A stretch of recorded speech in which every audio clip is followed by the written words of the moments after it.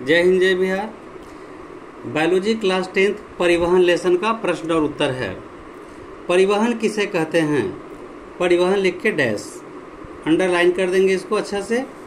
उपयोगी पदार्थों का उनके शरीर मूल स्रोतों से, उपयोगी पदार्थों का उनके मूल स्रोतों से, उपयोगी पदार्थों का उनके मूल स्रोतों से शरीर की प्रत्येक कोशिका तक पहुंचाने तथा अनुपयोगी और हानिकारक पदार्थों को कोशिकाओं से निकालकर गंतव्य स्थान तक पहुंचाने की क्रिया को पदार्थों का परिवहन कहते हैं।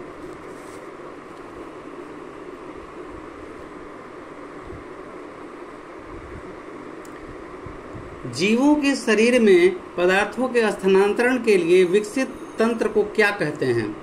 उत्तर, जीवों के शरीर में पदार्थों के स्थानांतरण के लिए विकसित तंत्र को रक्त परिवहन तंत्र कहते हैं। संवहन उत्तक किसे कहते हैं? पौधों में भोज्य पदार्थों परिवहन में भाग लेने वाले उत्तक संवहन उत्तक कहलाते हैं। चालिनी नलिकाएं कहाँ पाई जाती है? चालिनी नलिकाएं तना के फ्लोएम में पाई जाती है। वाष्पोत्सर्जन किसे कहते हैं? पौधों के वायवीय भागों में जल का रंध्रों द्वारा वाष्प के रूप में निष्कासन की क्रिया को वाष्पोत्सर्जन कहते हैं। स्थानांतरण क्या है?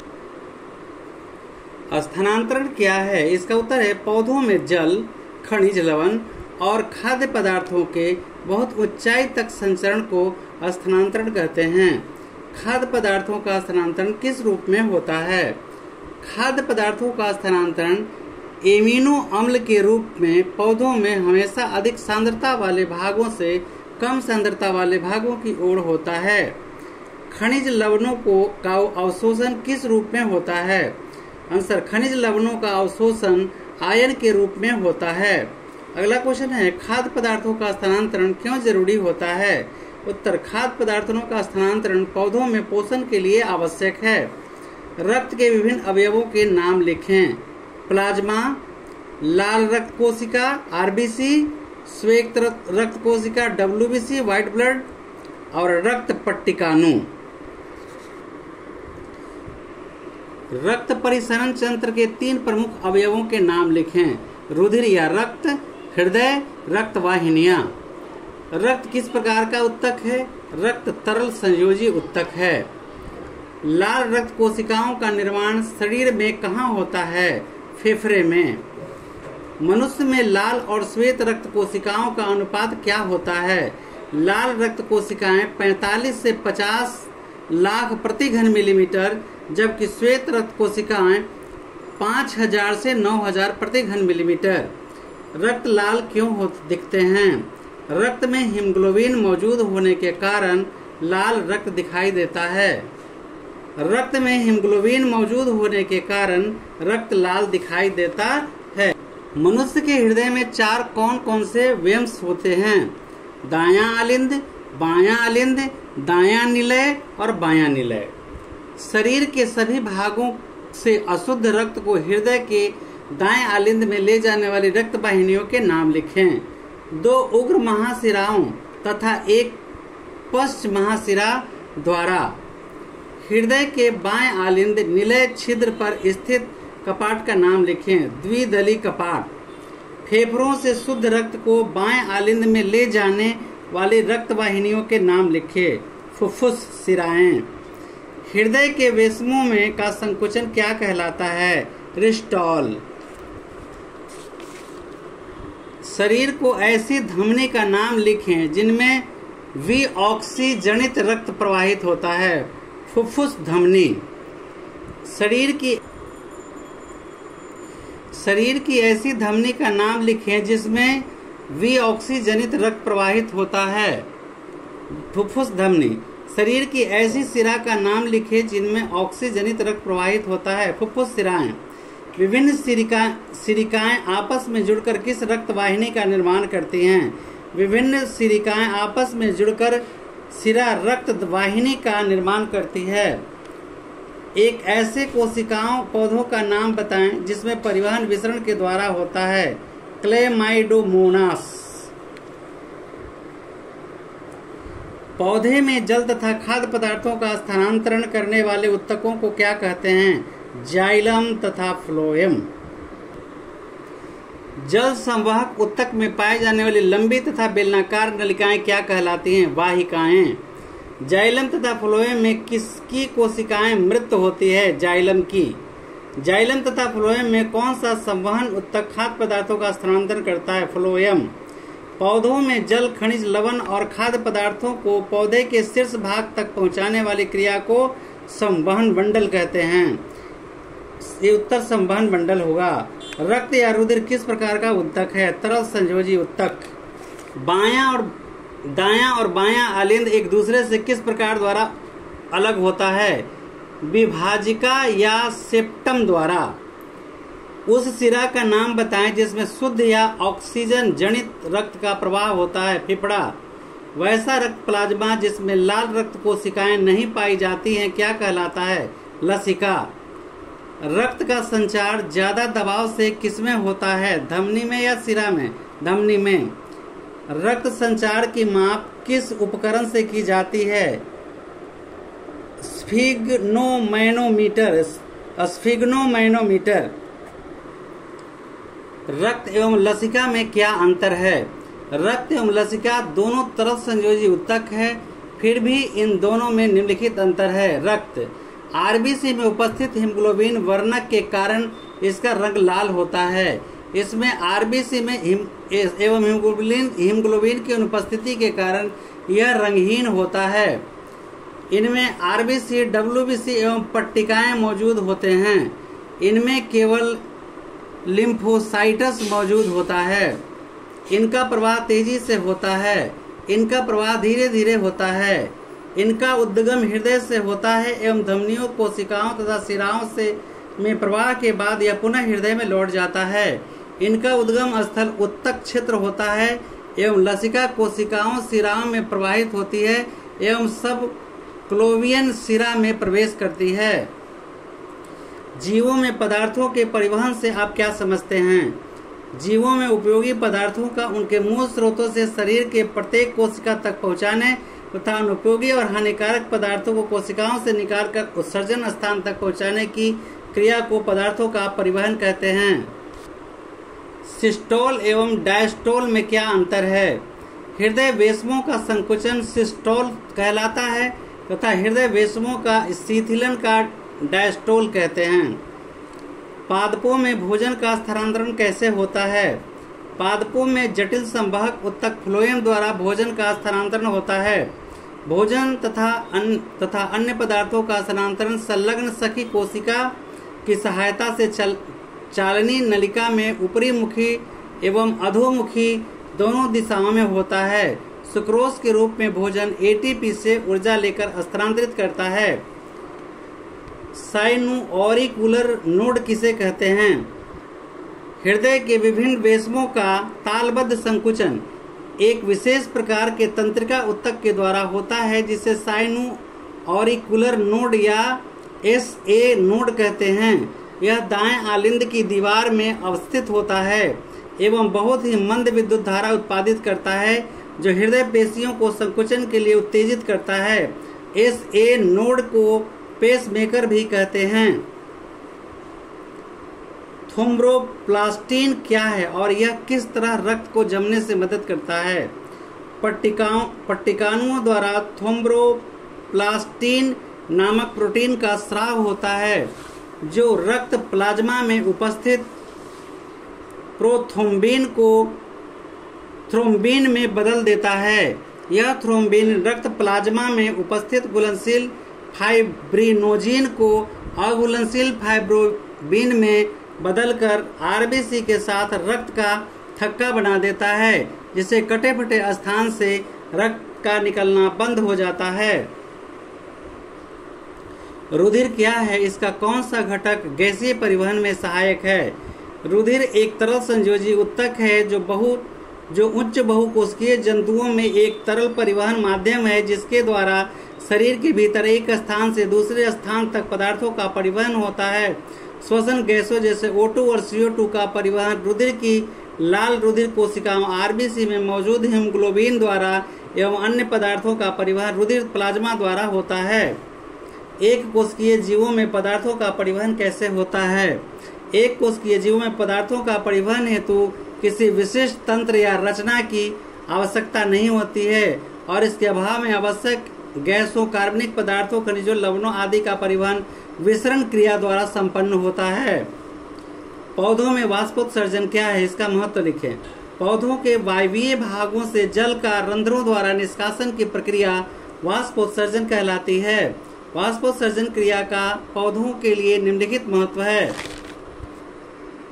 यह जल अवशोषण की दर को नियंत्रित करता है। यह पौधों में रसारोहण के लिए भी उत्तरदायी है। यह पौधों में तापमान संतुलन बनाए रखता है। अगला क्वेश्चन है, जाइलम को जल संवाहक उत्तक क्यों कहा जाता है? जाइलम जल एवं खनिज लवण जिनका उपयोग पौधों के जड़ों द्वारा होता है उनके पत्तियों तक पहुंचाते हैं। वाहिकाएं लंबी नलिका की तरह बेलनाकार एवं एक के ऊपर एक अवस्थित होता है तथा इनके बीच की अनुपस्थित भित्ति घुल जाती है, जिससे जड़ से लेकर पत्तियों तक जल के एक अखंड स्तंभ का निर्माण होता है। अतः जाइलम को जल संवाहक उत्तक कहा जाता है। रक्त क्या है? मनुष्य के रक्त में श्वेत रक्त कणों की संख्या कितनी है? रक्त एक तरल संयोजी उत्तक है जो उच्च बहुकोशिकीय जंतुओं में एक तरह का परिवहन माध्यम है, जिसके द्वारा शरीर के भीतर एक स्थान से दूसरे स्थान तक पदार्थों का परिवहन होता है। मनुष्य के रक्त में श्वेत कणों की संख्या 6000 से 10,000 प्रति माइक्रोलीटर 10⁻⁻6 लीटर होती है। रसारोहण से क्या समझते हैं? जल एवं घुलनशील लवणों के मूलरोध से पत्तियों तक पहुंचाने की क्रिया को रसारोहण कहते हैं। जड़ की जाइलम वाहिनियों से तने तक शाखाओं में होता हुआ जल पत्तियों तक पहुंचता है, जहां से इसका अधिकांश भाग वाष्प के रूप में वायुमंडल में चला जाता है, परंतु कुछ भाग प्रकाश संश्लेषण प्रक्रिया एवं अन्य दैहिक क्रियाओं में प्रयुक्त होता है। अगला क्वेश्चन है, जाइलम तथा फ्लोएम में पदार्थों के सहवन में कोई अंतर लिखें। देखिए, ये तो छोटा है और बड़ा अंतर है जो हम आगे आपको फिट दे रहे हैं सवाल में। लंबे वृक्षों में पूरी ऊंचाई तक जल कैसे चढ़ता है, समझाएं। लंबे वृक्षों में पूरी ऊंचाई तक जल के चढ़ने में परासरण दाब, मूल दाब एवं वाष्पोत्सर्जन जैसी क्रियाओं की महत्वपूर्ण भूमिका होती है। पूरी ऊंचाई तक जल के चढ़ने में वाष्पोत्सर्जन की भूमिका प्रमुख है। वाष्पोत्सर्जन के कारण पत्तियों में एक परासरणी प्रवणता का निर्माण हो जाता है। पत्तियों के रंध्रों के आसपास स्थित कोशिकाओं में सबसे ज्यादा एवं जाइलम उत्तकों में सभी कोशिकाओं में सबसे कम परासरणी दाब होता है, जिसके चलते रंध्रों में पत्तियों तक एक जल स्तंभ का निर्माण हो जाता है। इसके परिणाम स्वरूप जल का संचलन पत्तियों से जाइलम उत्तकों से रंध्रों तक निरंतर होता रहता है। वाष्पोत्सर्जन की क्रिया जल स्तंभ को अक्षुण्ण बनाए रखती है और यह पौधों के मूल से चोटी तक लगातार जल की धारा प्रवाहित होती रहती है।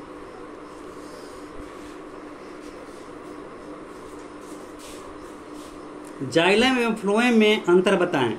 तो जाइलम और फ्लोएम में निम्नलिखित अंतर है। पीछे दुए को अंतर था इसलिए छोड़ दिए, यहाँ ज्यादा है। जाइलम की अधिकांश कोशिकाएं मृत होती हैं, फ्लोएम की अधिकांश कोशिकाएं जीवित होती हैं। ये जल, खनिज, लवण एवं अल्प मात्रा में कार्बनिक अणुओं का परिवहन करती है। इनके द्वारा कार्बनिक अणु खाद्य पदार्थों के जलीय घोल का स्थानांतरण किया जाता है। इनके द्वारा जल एवं खनिज लवणों का एक दिशीय संवहन होता है। इनके द्वारा खाद्य पदार्थों का स्थानांतरण द्विदिशीय होता है, मतलब नीचे से ऊपर भी जाता है, ऊपर से नीचे भी आता है। जाइलम का मुख्य कार्य है खनिज लवण को ऊपर तक ले जाना और फ्लोएम का कार्य सभी बने हुए खाना को वितरित कर देना। इनमें दबाव ऋणात्मक होता है और इनमें दबाव धनात्मक होता है। आगे, पौधों में खाद्य पदार्थों के परिवहन की क्या आवश्यकता है? यह क्रिया कैसे संपन्न होती है?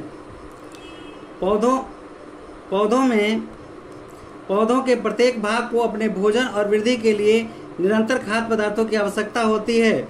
निम्न वर्ग के पौधों में जैसे शैवाल में प्रत्येक कोशिका में खाद्य पदार्थों के निर्माण करने की क्षमता होती है, परंतु उच्च वर्ग के पौधों के प्रत्येक भाग में अपने खाद्य पदार्थों के निर्माण की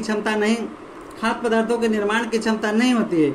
इन पौधों में पत्तियों द्वारा तने ही भोजन का निर्माण कर सकते हैं, इसलिए खाद्य पदार्थों का ऐसे स्थानों से जहां इनका निर्माण होता है, दूसरे स्थानों में जहां उनका निर्माण नहीं होता है, परिवहन आवश्यक है। खाद्य पदार्थों के परिवहन में फ्लोएम सहायक होता है। खाद्य पदार्थों का परिवहन अधिक सांद्रता से निम्न सांद्रता वाली दिशा में होती है।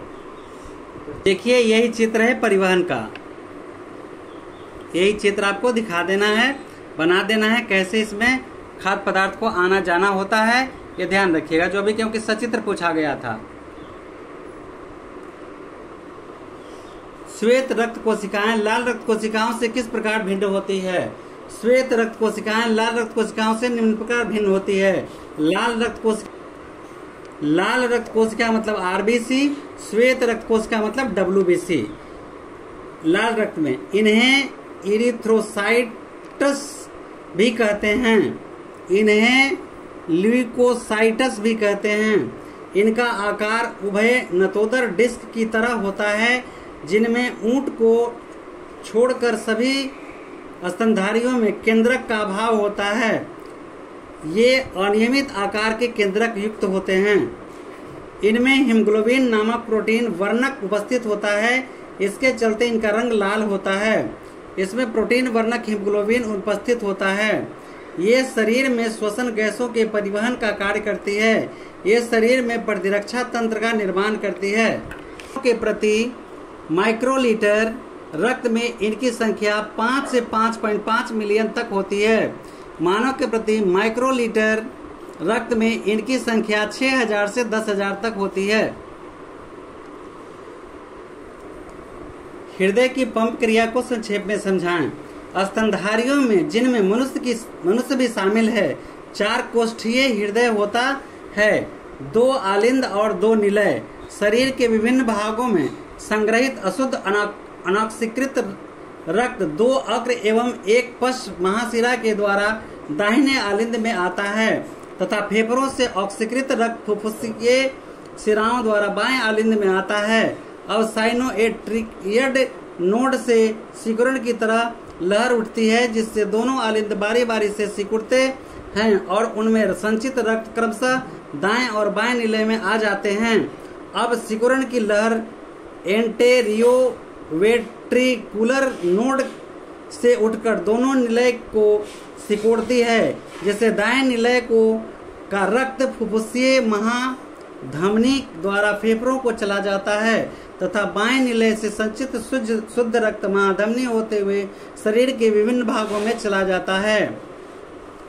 अगला क्वेश्चन है, रक्त क्या है, इसके संगठन का वर्णन करें। रक्त, रुधिर रक्त एक तरल संयोजी उत्तक है जो उच्च बहुकोशिकीय जंतुओं में एक तरल परिवहन माध्यम है, जिसके द्वारा शरीर के भीतर एक स्थान से दूसरे स्थान तक पदार्थों का परिवहन होता है। रक्त के 2 प्रमुख संघटक है, प्लाज्मा एवं रक्त कोशिका। प्लाज्मा यह रक्त का द्रव घटक है, जिसमें करीब 90% जल, 7% प्रोटीन तथा शेष अन्य कार्बनिक एवं अकार्बनिक पदार्थ विद्यमान होते हैं। इसमें उपस्थित प्रोटीन की प्लाज्मा प्रोटीन कहते हैं। ये रक्त को थक्का बनाने में सहायक होते हैं। अभी हम प्लाज्मा का और भी उत्तर एक दे रहे हैं जो बिल्कुल सटीक है, इससे बढ़िया।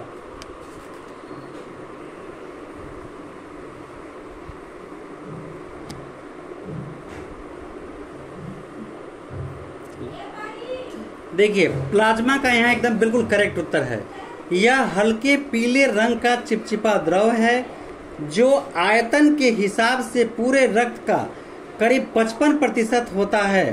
प्लाज्मा में करीब 90% जल, 7% प्रोटीन, 0.9% अकार्बनिक लवण, 0.18% ग्लूकोज, 0.5% वसा तथा शेष अन्य अकार्बनिक पदार्थ होते हैं। इसके आगे है रक्त कोशिकाएं, प्लाज्मा हो गया। अब रक्त कोशिकाएं 3 प्रकार के होते हैं। लाल रक्त कोशिकाएं, इसमें हीमोग्लोबिन नामक प्रोटीन वर्णक पाया जाता है, जिसके कारण इसका रंग लाल होता है। ये ऑक्सीजन को शरीर के सभी भागों में पहुंचाती है। दूसरा है श्वेत रक्त कोशिकाएं, इनमें हीमोग्लोबिन अनुपस्थित होता है, जिसके कारण ये रंगहीन होते हैं। ये हानिकारक जीवाणुओं का भक्षण करने में सहायक होते हैं। तीसरा है रक्त पट्टिकाणु, इन्हें विषाणु या थ्रोम्बोसाइट भी कहा जाता है। ये रक्त के थक्का बनाने में सहायक होते हैं। क्वेश्चन है, मानव हृदय की आंतरिक संरचना का एक स्वच्छ नामांकित चित्र प्रदर्शित करें और सिर्फ चित्र बताना है। देखिए ये मानव हृदय का चित्र है। अग्रभाग महाधमनी, ये महाधमनी है, ये फुफ्फुस धमनी है, ये किस तरह से ज्वाइंट किया हुआ है देखिए, ये इस तरफ पे धंसा हुआ होता है थोड़ा, बायां आलिंद, दायां आलिंद, ये अंतर्भित्ति, सब ये पूरी तरह से नामकरण पूरा किया गया है। ये मनुष्य के हृदय का आंतरिक संरचना है, मनुष्य के हृदय का आंतरिक संरचना। रक्त के कार्य का वर्णन करें। रक्त के कार्य, रक्त एक तरह से जो उत्तक है जिसके 3 प्रमुख कार्य हैं: पदार्थों का परिवहन करना, संक्रमण से सुरक्षा करना, शरीर में तापमान का नियंत्रण करना। रक्त के निम्नलिखित 3 अन्य कार्य भी हैं: अंतःस्रावी ग्रंथियों द्वारा स्रावित हार्मोन्स को उपयुक्त अंग तक पहुंचाना, यह यकृत से यूरिया को गुर्दा तक पहुंचाता है, यह शरीर के को विभिन्न रोगाणुओं से संक्रमण से सुरक्षा प्रदान करता है, क्योंकि रक्त के WBC घटक शरीर में प्रतिरक्षा तंत्र का निर्माण करते हैं। रक्त पट्टिकाणु रक्त जमने में सहायक होते हैं। कोशिकाएं क्या हैं? कोशिकाएं धमनियां शरीर के विभिन्न भागों में बंटकर धमनिकाएं बनाती हैं, जो अंगों के उदर विभक्त होकर अत्यंत महीन रक्त नलिकाएं बनाती हैं, जिन्हें कोशिका कहते हैं। पेरिकार्डियम क्या है? पेरिकार्डियम हृदय को बाहर से घेरने वाली दोहरी झिल्ली जिसके बीच में पेरिकार्डियम द्रव भरा रहता है को पेरिकार्डियम कहते हैं। परिसंचरण तंत्र क्या है?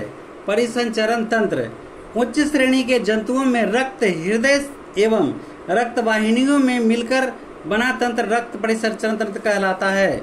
रक्त क्या है तो हम बता दिए हैं, फिर भी देखो, उच्च श्रेणी के जंतुओं में परिवहन तंत्र का मुख्य अवयव है, जो लाल रंग के एक गाढ़े क्षारीय तरल पदार्थ के रूप में हृदय एवं रक्त वाहिनियों में प्रवाहित होने के दौरान शरीर के सभी उत्तकों का संयोजन करता है, इसलिए इसे तरल संयोजी उत्तक कहते हैं।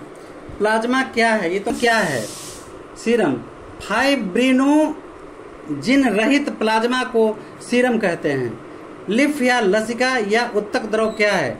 लिफ या लसिका या उत्तक द्रव उत्तक कोशिकाओं के बीच उपस्थित WBC सहित एवं RBC रहित रक्त प्लाज्मा लिफ या लसिका उत्तक कहलाता है। धड़कन क्या है? सिस्टोल और डायस्टोल मिलकर एक धड़कन कहलाता है। महाधमनी चाप क्या है? बाएं नीले के अगले भाग के दाएं कोने से निकली मनुष्य रुधिर वाहिनी को, जो फेफड़ों को छोड़कर शरीर के अन्य भागों तक शुद्ध रक्त प्रवाहित महाधमनी कहलाती है। श्वेत रक्त कोशिकाएं किसे कहते हैं? श्वेत रक्त कोशिकाएं ये अनियमित आकार की न्यूक्लियस युक्त रक्त कोशिकाएं होती हैं, जिसमें हीमोग्लोबिन नामक वर्णक अनुपस्थित होता है। रक्तचाप क्या है? महाधमनी एवं उनकी मुख्य शाखाओं में रक्त प्रवाह का दबाव रक्तचाप कहलाता है। सिस्टोल क्या है? सिस्टोल हृदय वेशमों का संकुचन सिस्टोल कहलाता है। डायस्टोल क्या है? डायस्टोल हृदय वेशमों का स्थिलन डायस्टोल कहलाता है। हाइपरटेंशन क्या है? सामान्य से अधिक रक्तचाप हाइपरटेंशन कहलाता है। अभी कुछ हम और बताते हैं। देखिए, हाइपरटेंशन रक्तचाप की माप एक विशेष उपकरण द्वारा की जाती है। यह उपकरण रक्त दाब मापी या स्फिग्मोमैनोमीटर कहलाता है। सामान्य से अधिक रक्तचाप हाइपरटेंशन कहलाता है। हाइपरटेंशन किसी रोग, मानसिक चिंता, उत्सुकता आदि से संबंधित हो सकता है। हाइपरटेंशन की अवस्था में कभी कभी रक्त वाहिनियां फट जाती हैं, जिससे आंतरिक रक्तस्राव होने लगता है। इस कारण कभी कभी हृदय आघात भी हो सकता है। हाइपरटेंशन के कारण जब मस्तिष्क की रक्त कोशिकाएं फट जाती हैं, तब मस्तिष्क को रक्त और उनके साथ ऑक्सीजन तथा पोषण उचित मात्रा में नहीं मिल पाता है। इससे मस्तिष्क समान रूप से काम करना बंद भी कर सकता है। आदमी की मृत्यु भी हो सकती है। स्फिग्मोमैनोमीटर क्या है?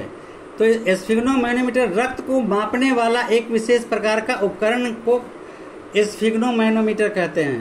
हृदय आघात क्या है? हृदय आघात हाइपरटेंशन की अवस्था में आंतरिक रक्तस्राव हृदय आघात कहलाता है। फाइब्रिनोजेन, पोथ्रोम्बिन तथा हिपैरिन क्या है?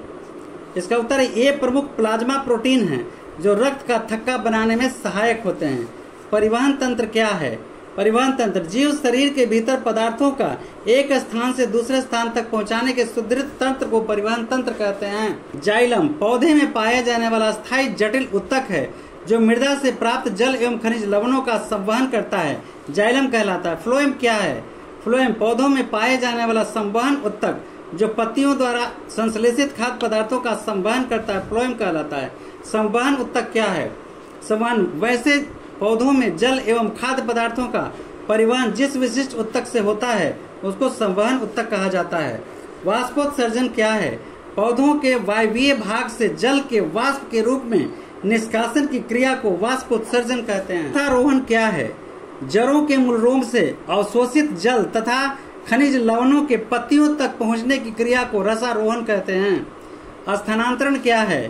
पौधों के एक भाग से दूसरे भाग में खाद्य पदार्थों के जलीय घोल के आने जाने की क्रिया को स्थानांतरण कहते हैं। चालनी नलिकाएं क्या हैं? ये नलिकाएं पौधों के फ्लोएम की निर्माणकारी घटक होती हैं जो हरे भागों में निर्मित भोज्य पदार्थों को दूसरे भागों में वितरित करती हैं। विसरण क्या है? अणुओं का अपने सांद्र क्षेत्र से तनु क्षेत्र की ओर गमन करना विसरण कहलाता है। रसायन विज्ञान में विसरण का अलग परिभाषा होता है, ठोस का विसरण, गैस का विसरण, बायोलॉजी में अलग है। अब परासरण क्या है? विलायक अणु का तनु घोल से एक अर्ध पारगम्य झिल्ली द्वारा पृथक किए गए सांद्र घोल की ओर गमन करना परासरण कहलाता है। रुधिर वाहिनियां क्या है? धमनी कोशिका सिरा को रुधिर वाहिनियां कहते हैं। द्विदली कपाट या मिट्रल कपाट क्या है? द्विदली कपाट बाएं आलिंद नीले छिद्र पर लगा कपाट मिट्रल कपाट कहलाता है। द्विगुण परिसंचरण शरीर में रक्त परिवहन के एक चक्र को पूरा करने में रक्त का हृदय से होकर 2 बार गुजरना पड़ता है, इसे द्विगुण परिसंचरण कहते हैं। वृद्धि चक्र क्या है? हृदय चक्र क्या है? हृदय चक्र हृदय में रक्त का भरना फिर उसका बाहर निकलना हृदय चक्र कहलाता है। SA नोड या साइनोऑरिकुलर नोड क्या है? यह एक विशेष प्रकार का तंत्रिका उत्तक है जिसके द्वारा हृदय की धड़कन को लक्ष्यबद्ध रखा जाता है, इसे पेसमेकर भी कहते हैं। धमनी क्या है? धमनी रुधिर को हृदय से शरीर के विभिन्न अंगों तक ले जाने की रुधिर वाहिकाएं धमनी कहलाती हैं। सिरा क्या है? सिरा विभिन्न अंगों को रुधिर एकत्र करके हृदय में वापस लाने वाली रुधिर वाहिकाओं को सिरा कहते हैं। लाल रक्त कोशिकाएं ऑक्सीजन का वाहक हैं कैसे?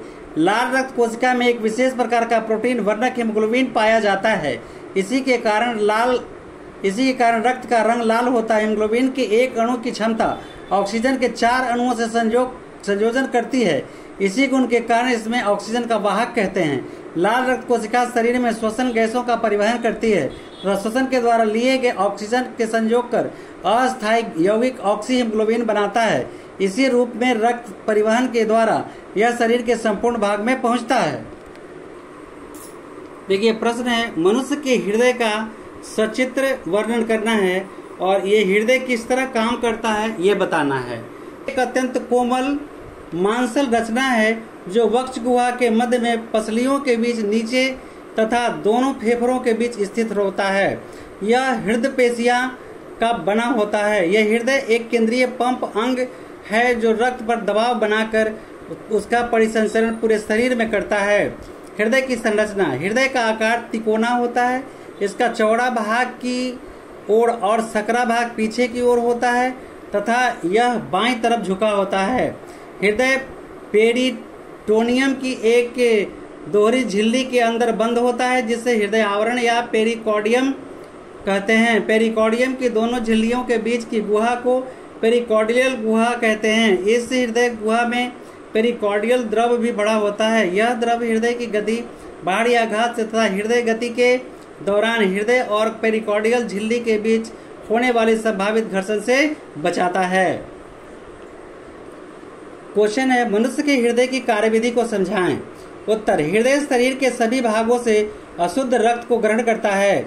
वह उस अशुद्ध रक्त को ऑक्सीजन के द्वारा शुद्ध करने के लिए फेफड़ों में भेजता है। हृदय पुनः उस शुद्ध रक्त को फेफड़ों से ग्रहण करता है और शरीर के विभिन्न भागों में पंप कर देता है, जिसके द्वारा संपूर्ण शरीर में रक्त का परिसंचरण होता है। यह कार्य हृदय की पेशियों भित्ति में संकुचन के कारण संपन्न होता है। हृदय के बेसमों, आलिंद और निलय में बारी बारी से संकुचन तथा स्थिलन होता है। हृदय के बेसमों का संकुचन सिस्टोल तथा स्थिलन डायस्टोल कहलाता है। शरीर के विभिन्न भागों में अशुद्ध रक्त 2 अग्र महाशिराओं एवं 1 पश्च महाशिरा के द्वारा दाएं आलिंद में पहुंचता है। फेफड़ों से शुद्ध रक्त फुसफुस शिराओं के बाएं आलिंद में पहुंचता है। इसके बाद दोनों आलिंदों में संकुचन तथा साथ साथ दोनों निलय में स्थिलन होता है। फलतः अशुद्ध रक्त दाएं आलिंद में बायां आलिंद निलय छिद्र के द्वारा दाएं निलय तथा शुद्ध रक्त बाएं आलिंद से बने आलिंद निलय छिद्रों के द्वारा बाएं निलय में पहुंच जाता है। जब दोनों आलिंद खाली हो जाते हैं तब दोनों निलय रक्त में से भर जाते हैं। तब निलय में संकुचन तथा आलिंदों में संकुचन होता है। इस समय दायां आलिंद निलय छिद्र द्विदली कपाट के द्वारा बंद हो जाते हैं। इसके फलस्वरूप दाएं निलय में अशुद्ध रक्त फुसफुस धमनियों द्वारा फेफड़ों में चला जाता है, जहां गैसीय आदान प्रदान के द्वारा शुद्ध होता है। इसी समय बाएं निलय से पहुंचता हुआ रक्त महाधमनी में पहुंचता है और फिर वहां से विभिन्न धमनियों के द्वारा शरीर के सभी भागों में संचारित होता है। इस प्रकार हृदय अपना कार्य संपन्न करता है। इस लेसन का प्रश्न उत्तर, परिवहन का 3 चैप्टर का प्रश्न उत्तर सब हमने कंप्लीट कर दिया और इसका लेक्चर भी शायद कुछ बाकी रह गया है, तो देखते हैं कल तो दे देंगे, ठीक है। और देखिए, लेक्चर सुनने से एक बात आपको ज्यादा फायदा मिलेगा कि कोई भी सवाल जो होगा वो बहुत जल्दी आप याद कर लेंगे। तो कोशिश करिए कि लेक्चर इसका जो होता है, जो बताते हैं, उसे अवश्य सुने और फिर क्वेश्चन आंसर को याद करें, जल्दी और अवश्य याद हो जाएगा। बहुत सारी शुभकामनाएं। जय हिंद, जय बिहार।